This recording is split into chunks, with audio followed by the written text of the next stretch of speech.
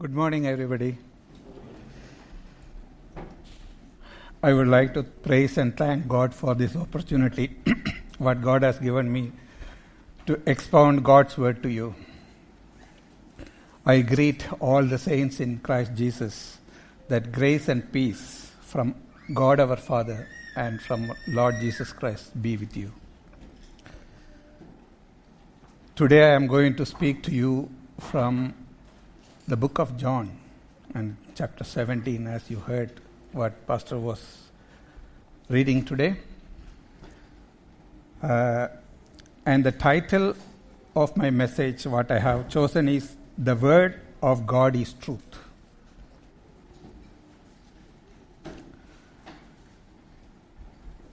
I was reading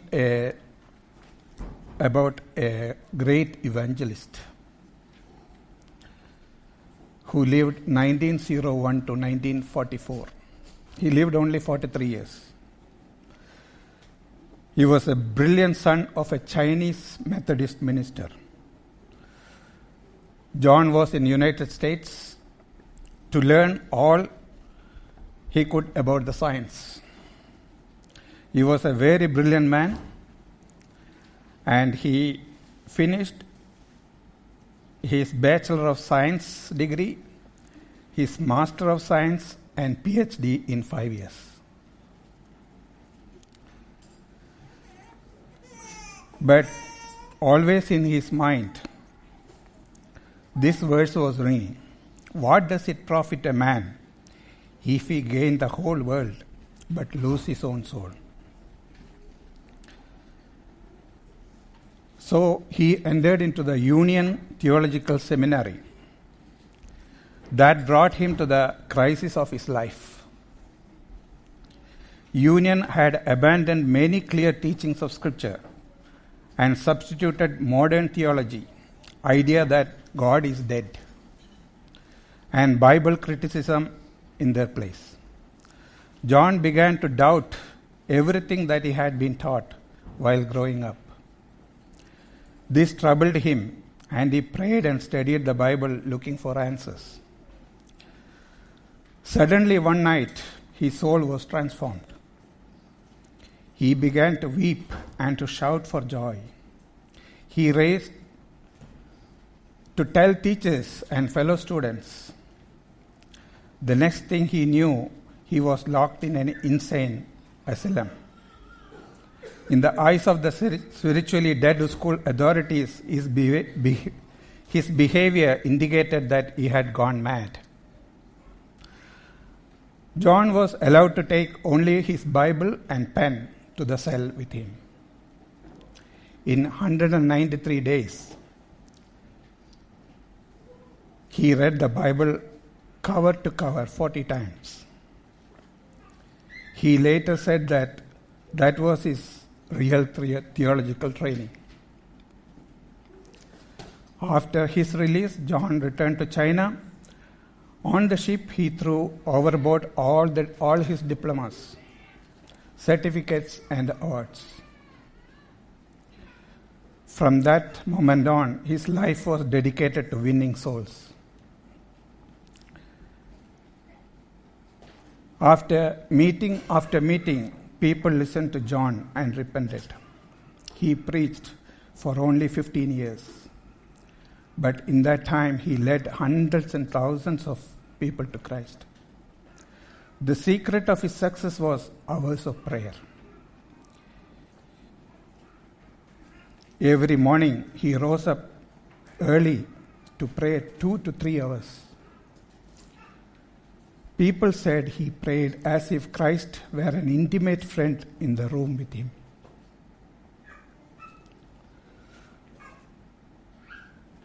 John died in August 18, 1944. He was only 43 years old.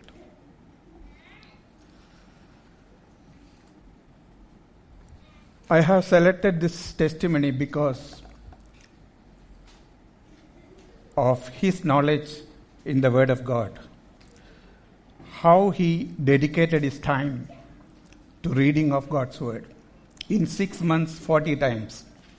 It is very hard work. how many times we are reading our Bible in 1 year? Even I heard a preaching from John MacArthur. He was telling after his seminary, he dedicated his time to reading Bible cover to cover. And he told that is what made him what he is. Today we are going to look at John chapter 17, and the title of my message is "The Word of God is Truth." Because without the truth, you cannot advance in your life. And this prayer of Jesus in John chapter 17, verse 17, Jesus told that Word of God is truth. Before going to the topic, let us look to the Lord in a word of prayer.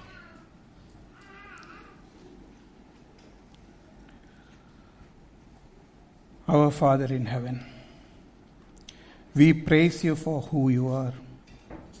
You are the Almighty, eternal, and ever-loving Father in heaven. We come before your throne of grace, asking the forgiveness of many known and unknown sins. We pray that you will wash us with your precious blood and help us not to do those sins again and again, but help us to live a life holier than the day before. As we are opening your word, you illumine our heart and mind that we will receive your word with conviction and apply them in our daily life.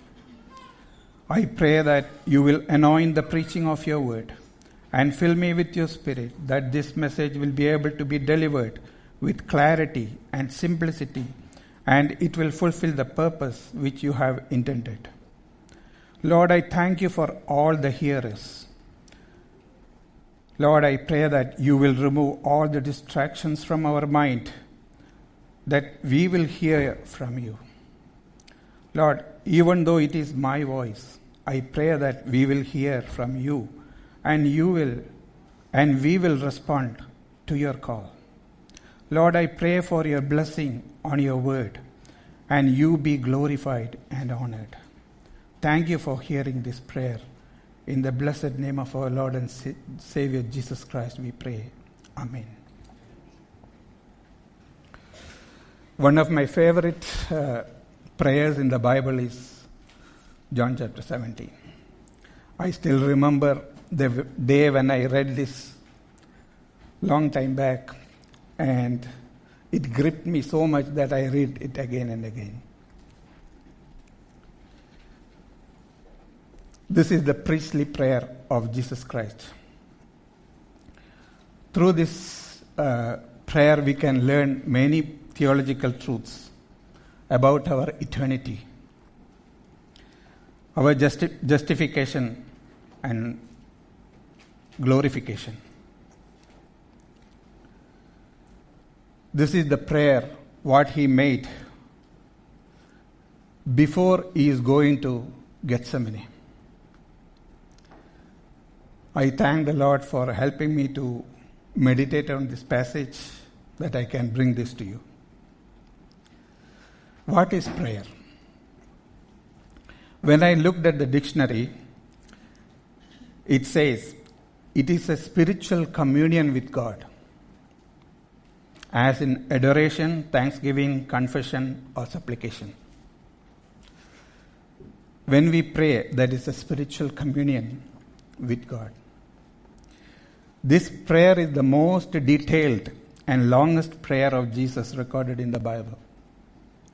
Even though Jesus prayed all night, and many times he went away from the disciples to pray alone, it is not recorded like this. Jesus was a man of prayer. This is one of the most intimate time he had with his Father. Jesus was 100% man and he was 100% God. He spent a lot of time with the Father in prayer. What is our prayer life? Bible says in 1 Thessalonians 5:17, pray without ceasing.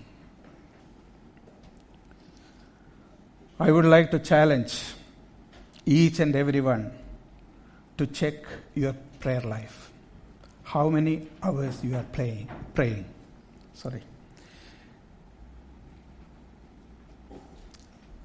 It is our prayer that this church will be a praying church for the praise and glory of God.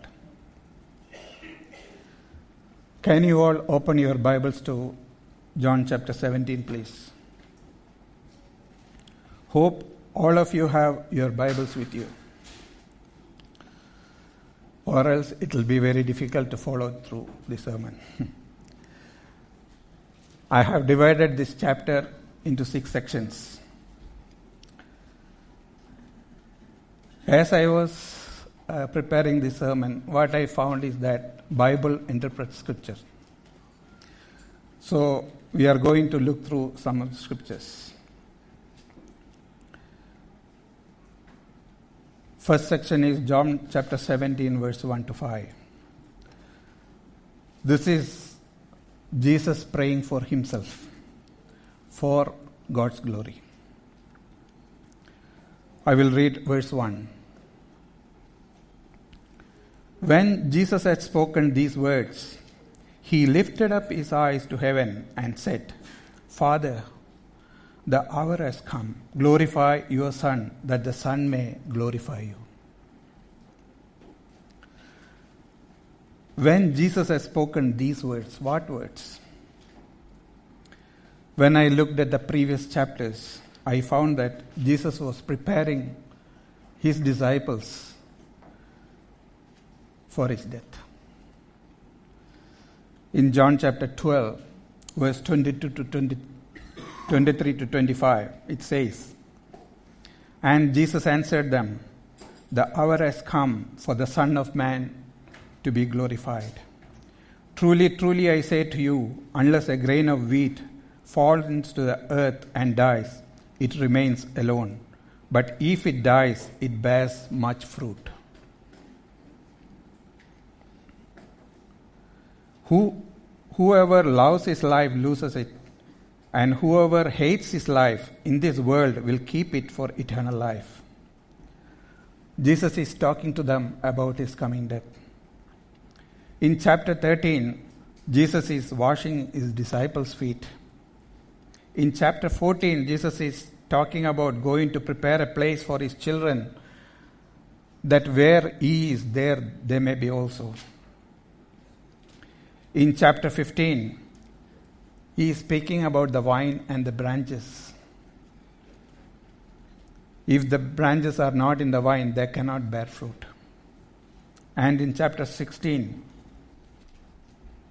verse 16, Jesus told, A little while, and you will see me no longer, and again a little while, you will see me. And in John 16, verse 32 to 33, Jesus told his disciples, Behold, the hour is coming, indeed it has come, when you will be scattered, each to his own home, and will leave me alone. Yet I am not alone, for the Father is with me. I have said these things to you, that in me you may have peace. In the world you will have tribulation, but take heart, I have overcome the world. Jesus was preparing his disciples for his death and resurrection. So after speaking these words, Jesus is lifting his eyes to heaven. In Psalm 121:1, it says, I will lift up my eyes to the hills, from where does my help come? And in Psalm 25:1, it says, To you, O Lord, I lift up my soul. When we pray, we are lifting up our souls to heaven.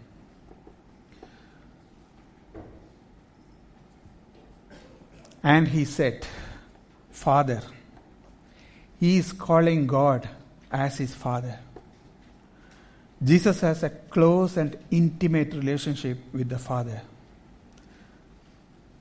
How can a person have a close and intimate relationship with the Father? It is through the Spirit of God, who will illumine our eyes to see the Word of God. And as you read God's Word, you will know that you are a child of God. God always speaks to us through His Word. His Word is powerful. Galatians 4:6.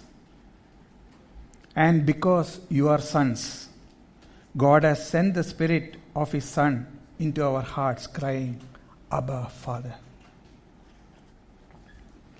When we confess our sin and believe in Lord Jesus Christ, the Spirit of God will come into our heart. And He will teach wonderful truths out of God's Word. As you read the scripture, you will know that you are the child of God. In John chapter 1, verse 12 to 13. But all who did receive Him, who believed in His name, He gave the right to become children of God, who were born not of blood, nor of the will of the flesh, nor of the will of man, but of God.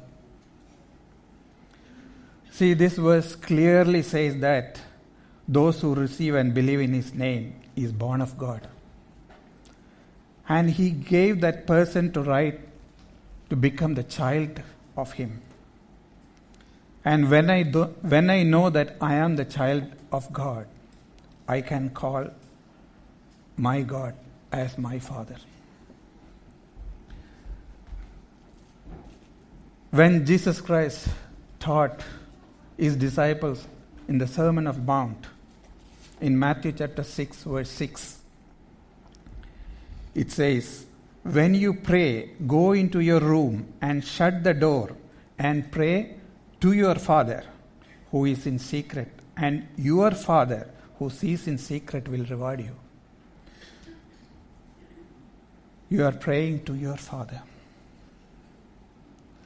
When you are going to your room, shut the door and calling Abba, Father is like going to the Holy of Holies and to be in the presence of Holy Father.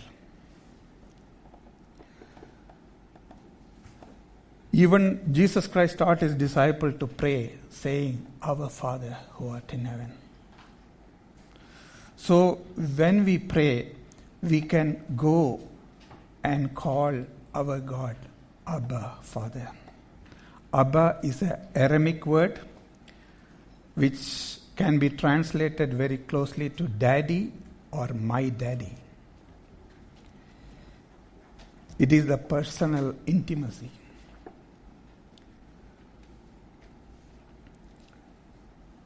Jesus continued by saying in verse 1, the hour has come.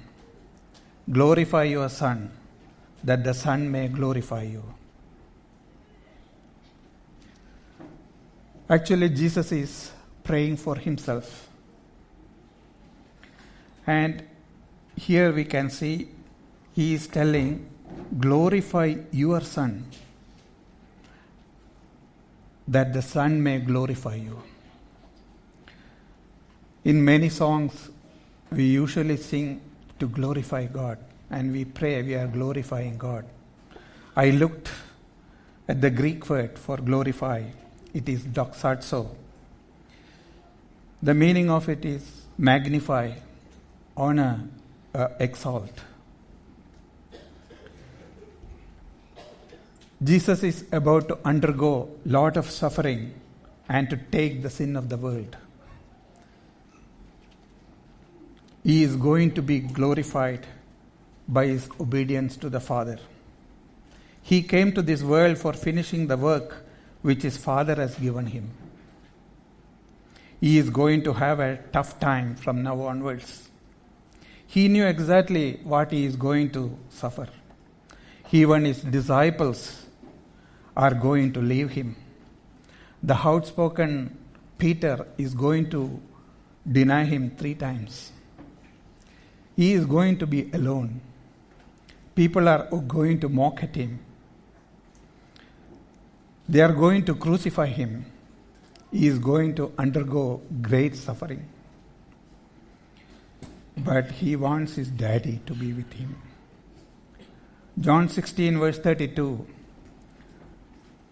Behold, the hour is coming. Indeed it has come, when you will be scattered, each to his own home, and will leave me alone. Yet I am not alone, for the Father is with me. He had the full confidence that God is going to be with him. He is asking his Father to glorify him, that his Father in heaven will be glorified through this.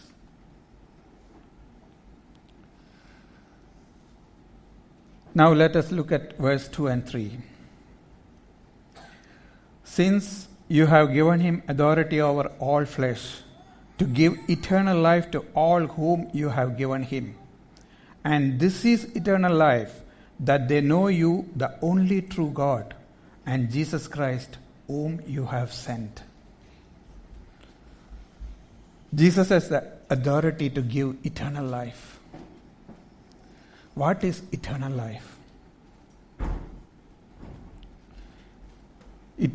Here it says, it is to know our Father in heaven and to know that Jesus is the one whom God has sent for our redemption. Eternal life is explained in John 3:16. For God so loved the world that he gave his only begotten Son, that whosoever believeth in him should not perish, but have everlasting life.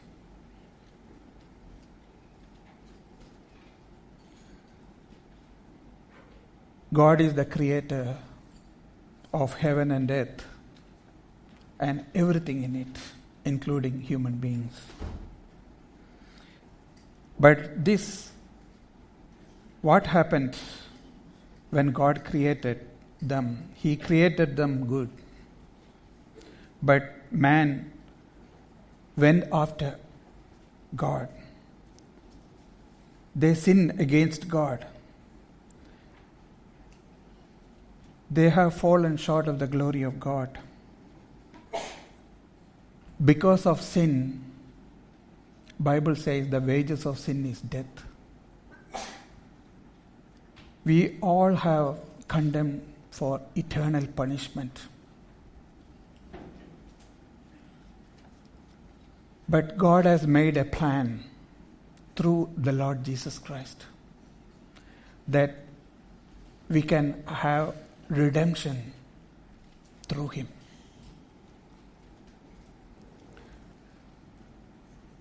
Jesus Christ died for our sins and he paid it completely on the cross of Calvary. The plan of God was, we have just celebrated Christmas. Jesus, he sent his Son to born to Mary. He was born with Holy Spirit, and he was conceived by the Holy Spirit, and he lived a life, sinless life. He taught us the word from heaven.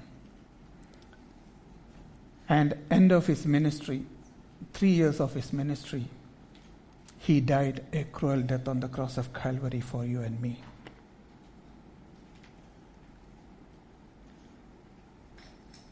So this is what he did in the cross for us. If we are accepting this finished work on the cross of Calvary, what Jesus Christ has done in the cross is yours. Until you do that, you are outside God's kingdom. When you receive Jesus Christ, knowing that he has paid the price for your sin, you will be saved. Romans chapter 10, verse 9 and 10 says like this: If you confess with your mouth that Jesus is Lord, and believe in your heart that God has raised him from the dead, you will be saved. For salvation, we have to believe in our heart what Jesus Christ has done for us. And verse 10 says, For with the heart one believes and is justified, and with the mouth one confesses and is saved. For with the heart one believes and is justified. What is justification? When you believe in Jesus Christ with all of your heart, you are completely justified. All your sins, present, past, and future, are completely wiped out. Because Jesus Christ took that sin upon himself. And the righteousness of Jesus Christ is imputed to you. And your sins will be no more in the sight of God. It is completely erased. A truly born-again believer is justified completely before the Almighty God.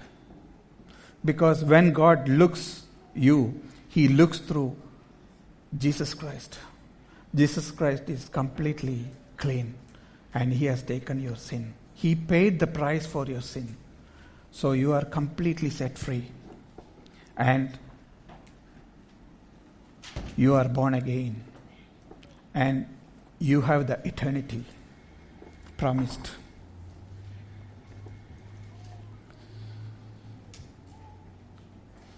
Many times I battle with some Christians who are not having the assurance of salvation. When we read God's word, it is crystal clear. In Romans chapter 8, verse 1 says, There is therefore now no condemnation to them which are in Christ Jesus, who walk not after the flesh, but after the Spirit. There is no condemnation to them which are in Christ Jesus.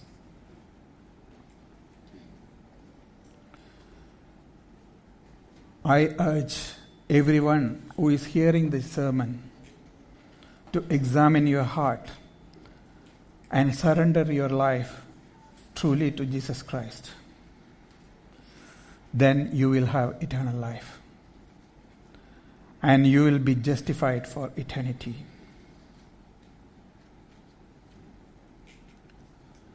Again, I will repeat John 3:16, that whoever believes in him should not perish, but have everlasting life. Whoever believes in Jesus Christ will not perish, but they have everlasting life.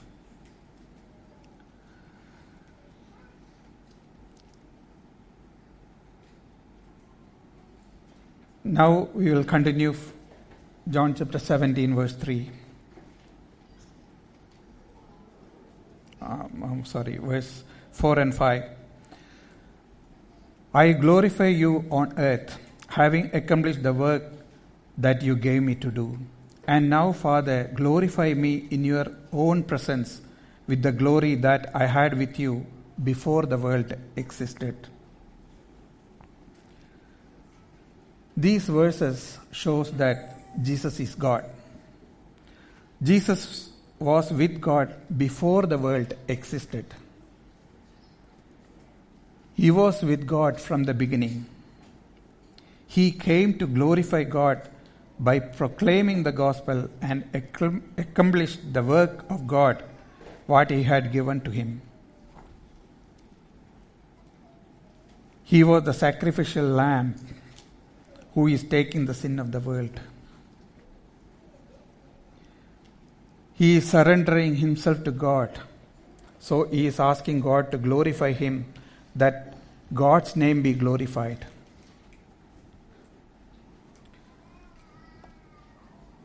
Jesus knew the suffering which he has to undergo. He knew that the people around him will not be glorifying him, but accusing and mocking at him. So he prayed to God to glorify him. He do not need the glory from the people, but definitely he knew that his Father is with him because he is going to be obedient even to his death. His strength is coming from his daddy. When we are going through problems, do we have this assurance that your God is with you?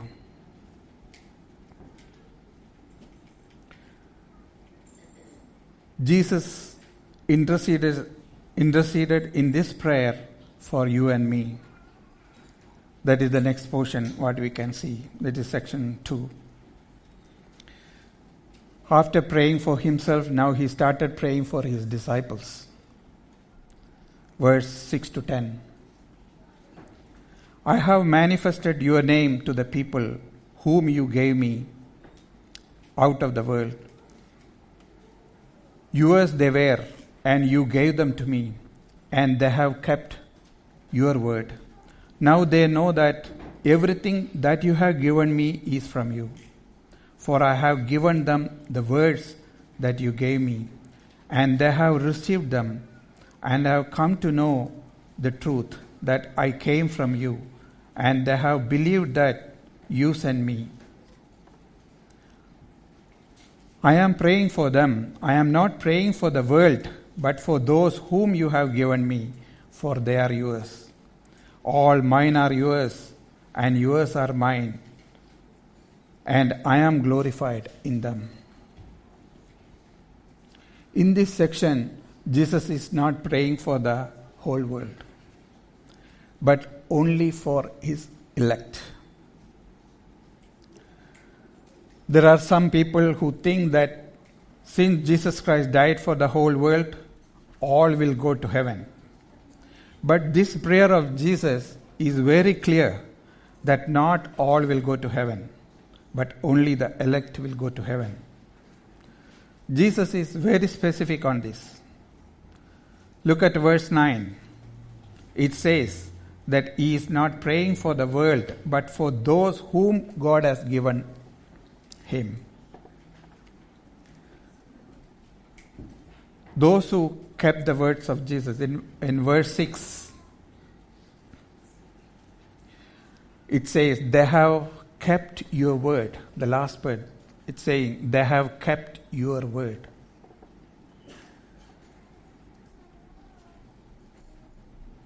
And in verse 7, everything that you have given me is from you. They knew, these people knew that everything that have given to Jesus is from the Father. In verse 8, they believed that Jesus came from the Father, and they believed that God had sent him to them. And he is glorified in them in verse 10. Dear friends, this is to check ourselves that whether we are the disciples of Jesus Christ or we are the chosen one or not. There are 5 points given here. First is they have kept your word. How we can keep his word? We have to read, we have to understand what God is telling to us. Without that, we don't have the knowledge of God. We have to be in the word. See, I read the testimony of Dr. Johnson. What happened to him was he was looking for the truth, and he went and searched the scriptures. He read the Bible cover to cover, and his eyes was opened. The Holy Spirit illumined his understanding. He was able to understand the truth. And when you know the truth will set you free. You will keep God's word. And when you read God's word, you will know that Jesus Christ is from God. And what He has given is the word of God.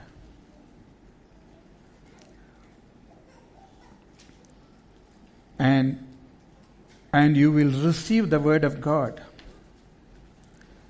And you will obey that.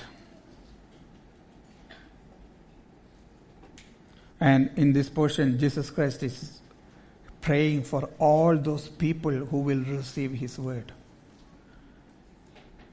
Then you will be saved. Some friends of mine who claim to be Christians, sometimes they say that they are not reading God's word. I always question their faith. If you are a Christian, how you cannot read God's word? Because this is very important in our life, to meditate on God's word, to have the understanding of God's word. So if there is anybody in our midst who is not reading regularly God's word, I urge you, brother, I urge you, sister, to have this commitment to the Lord. And please read God's word every day. Be strengthened. Be illumined by the word of God, that you will be a good testimony for the Lord. Otherwise, you will doubt your faith. You will not be sure of your faith. You cannot be a good testimony for others if you are not sure of what you are believing in. It is the work of the Holy Spirit to illumine our understanding, to give the real understanding what you are believing in. The Holy Spirit will teach you wondrous truth out of God's word.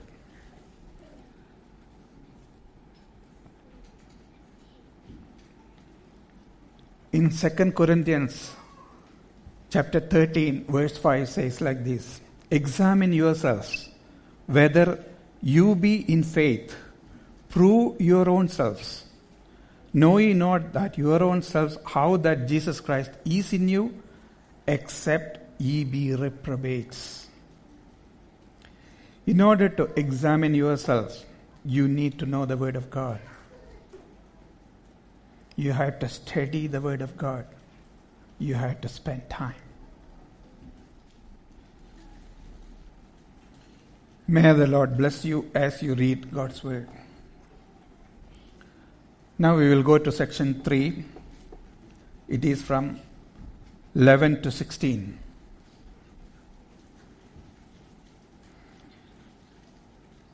I am no longer in the world, but they are in the world, and I am coming to you.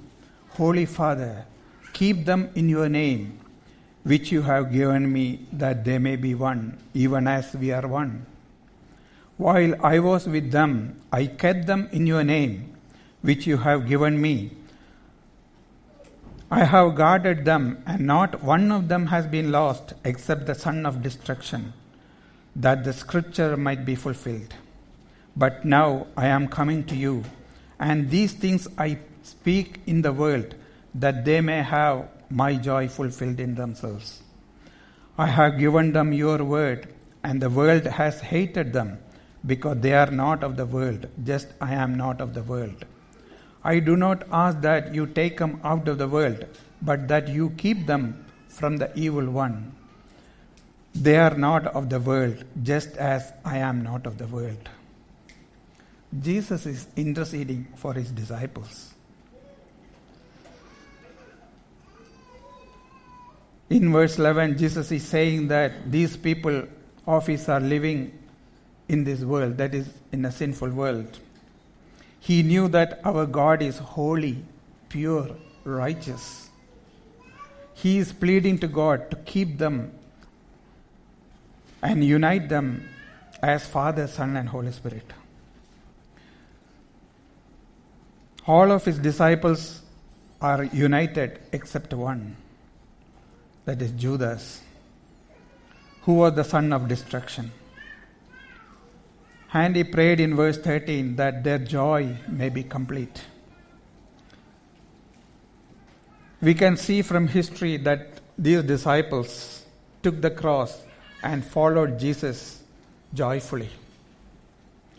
Jesus prayed for his disciples who are hated by others. They were undergoing problems in this world because of believing in Jesus. Jesus knew this. He himself went through the suffering.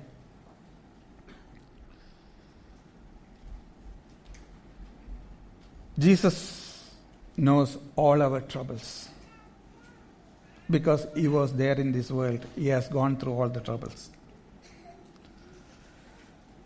Even now, Jesus is interceding in the right hand of God for you and me. Jesus is praying for his children.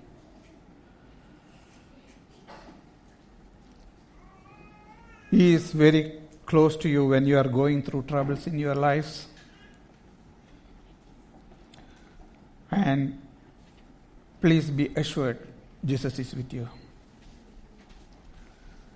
Our life on this earth is to glorify God and enjoy him forever.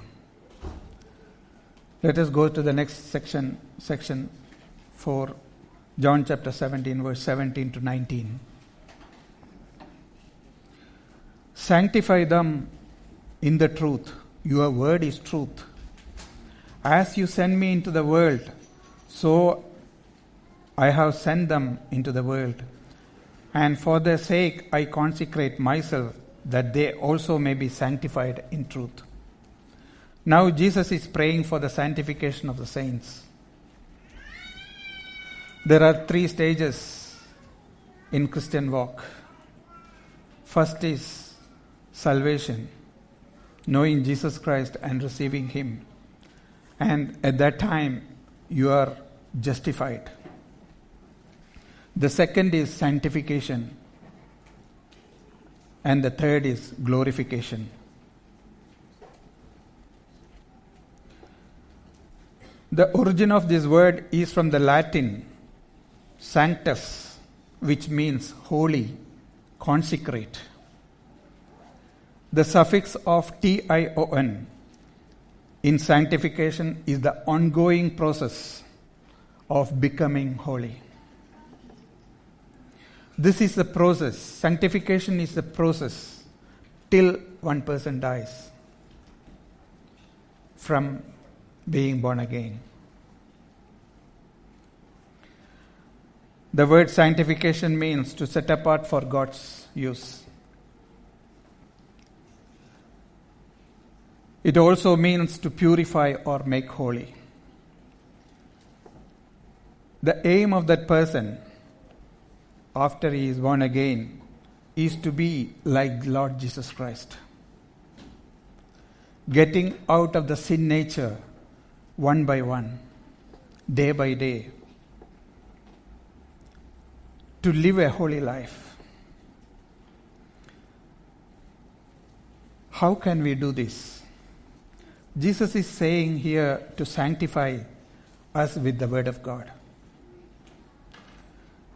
As we read and meditate on God's Word, we will be convicted of our sin, and we will be sinning less and less by the days go by. This prayer Jesus prayed not only for his disciples at that time, but to all those who believe in him throughout the ages. Are you getting sanctified by the Word of God daily?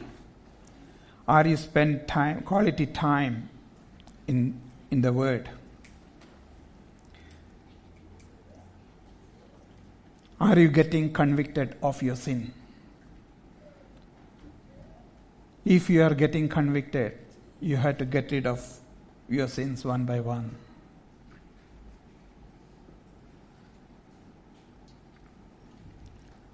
Let us go to the next section, section 5, 17, verse 20 to 23. I do not ask for these only, but also for those who will believe in me through their word, that they may all be one, just as you, Father, are in me, and I in you, that they also may be in us, so that the world may believe that you have sent me. The glory that you have given me I have given to them, that they may be one, even as we are one. I in them and you in me, that they may become perfectly one, so that the world may know that you sent me and loved them even as you loved me. Our Lord prayed for the saints that they be like-minded. The doctrines what Jesus taught is the basis of Christianity. If you believe these things, there will be unity among believers. See, here we can see many background, the people. All of us are joined here because of Christ, the unity in Christ. We have to love each other because of Jesus Christ. And we go to the section 6, verse 24 to 26. This is the climax of the priestly prayer of Jesus. Father, I desire that they also whom you have given me may be with me where I am, to see my glory that you have given me because you loved me before the foundation of the world. O righteous Father, even though the world does not know you, I know you. And these know that you have sent me. I made known to them your name, and I will continue to make it known, that the love with which you have loved me may be in them, and I in them. Jesus is praying that it is his desire that whoever believes in him will be there with him. In John chapter 14, verse 1 to 3, Jesus Christ is telling to his disciples, let not your heart be troubled. Believe in God. Believe also in me. In my Father's house are many rooms. If it were not so, I would have told you that I go to prepare a place for you. And if I go and prepare a place for you, I will come again and will take you to myself, that where I am, you may be also.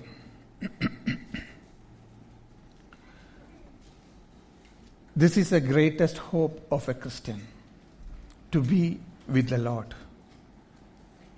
forever and ever. This is actually called glorification. Jesus is transforming us to a glorified body to live with him forever and ever in a sinless state.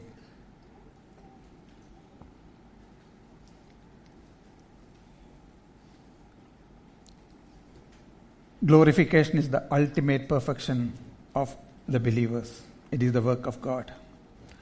Our body will be changed in a twinkling of an eye, and the dead in Christ shall be raised incorruptible, putting on glorified body to be with the Lord forever. This is the eternal life, to live with Christ. What a glorious hope this is. This is why Apostle Paul was saying in 1 Thessalonians chapter 4, verse 13 to 18, but we do not want you to be uninformed, brothers, about those who are asleep, that you may not grieve as others do, who have no hope. For since we believe that Jesus died and rose again, even so, through Jesus, God will bring with him those who have fallen asleep. For this we declare to you by the word from the Lord, that we who are alive, who are left until the coming of the Lord, will not precede those who have fallen asleep. For the Lord himself will descend from heaven with a cry of command, with the voice of an archangel, and with the sound of the trumpet of God. And the dead in Christ will rise first. And then who are alive, who are left, will be caught up together with them in the clouds to meet the Lord in the air. So we will always be with the Lord. Therefore, encourage one another with these words.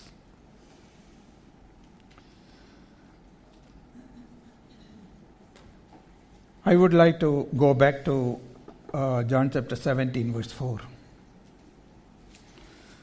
Jesus is saying, I glorified you on earth, having accomplished the work that you gave me to do. Jesus has finished his work, what was given to him, completely, 100%. Apostle Paul also was able to say in 2 Timothy 4:7, I have fought a good fight, I have finished the race, I have kept the faith. Henceforth there is laid up for me the crown of righteousness, which the Lord, the righteous judge, will award to me on that day, and not only to me, but also to all who have loved his appearing. My question is, will we be able to say like them, I have finished the race,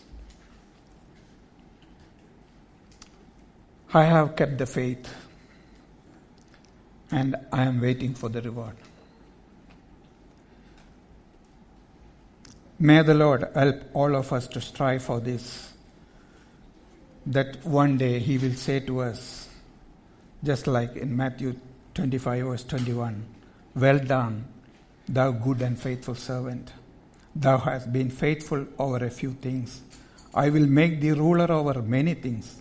Enter thou into the joy of thy Lord. This is what we have to get from the Lord ultimately. Whether we will be able to stand in front of God and to receive that great reward. If we profess, we as Christians, are we serving the Lord? Or are we engaged with the worldly problems, world troubles, and we are going away from the Lord? If we are going away from the Lord, our reward in heaven will be less. When we are going from this world, we will not be able to say, I have finished the race, I have kept the faith. May the Lord bless each and every one of you be able to stand before our God and will be able to say that well done, good and faithful servant. Thank you.